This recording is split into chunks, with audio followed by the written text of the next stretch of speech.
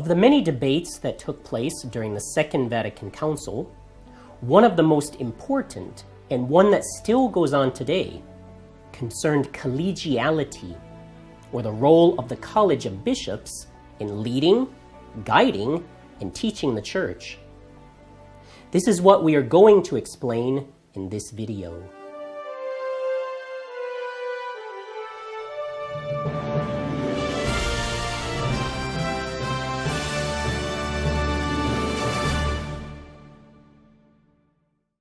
Catholicism and modernism understand truth very differently.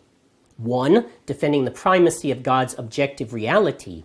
The other, promoting the subjective expression of individual opinions. This divergent definition of truth has also produced two conflicting views of how the Church should be governed.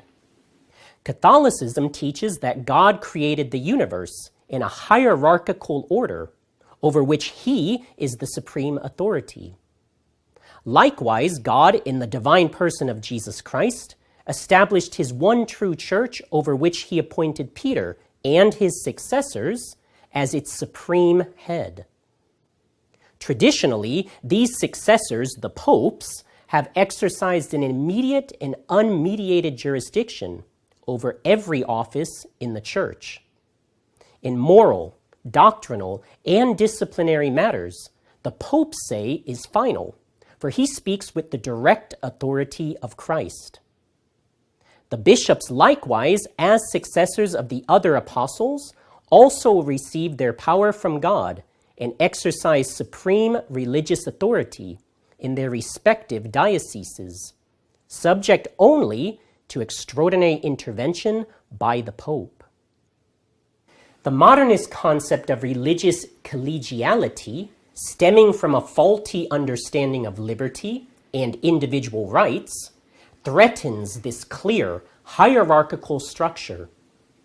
It insists that a strict democratic process should govern the Church at all times. The Pope is thus free to have his say, but his cardinals and bishops must always be allowed to voice their own opinions as well.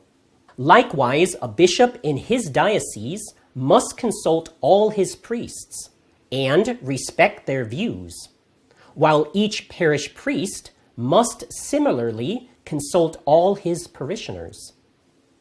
This is the only way, according to modernism, that everyone's inviolable individual rights and liberty will be preserved. Everyone, therefore, must learn to communicate and compromise, even the Pope.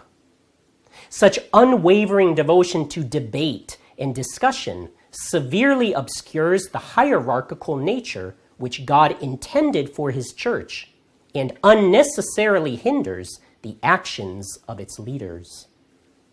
Lumen Gentium, by suggesting that the College of Bishops, together with the Pope, exercises supreme power in the Church, has introduced a new notion of collegiality, a democratization of the government within the Church, destroying personal authority of the Pope over the cardinals, the bishops, and even the faithful.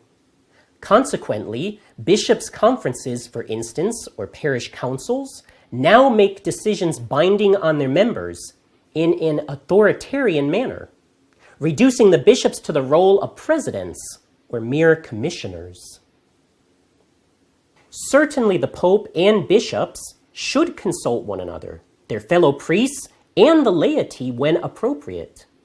But they are not bound to do so, and it is only done in order to bring their light together and help those in authority to decide. The Church, moreover, has convened numerous councils during its long history, but the popes have primarily guided these councils, and the individual bishops have been directly responsible for implementing any subsequent rulings in their respective dioceses. Collegiality is the destruction of personal authority, the authority of God, of the Pope, and even of the bishops themselves. For further understanding and insight on this question, we recommend listening to the 2012 Angelus Press Conference audio The Papacy, which can be found at angeluspress.org. Another great source we recommend is to read Against the Heresies by Archbishop Marcel Lefebvre, also available at angeluspress.org. To learn more, go to sspx.org and subscribe to our email list.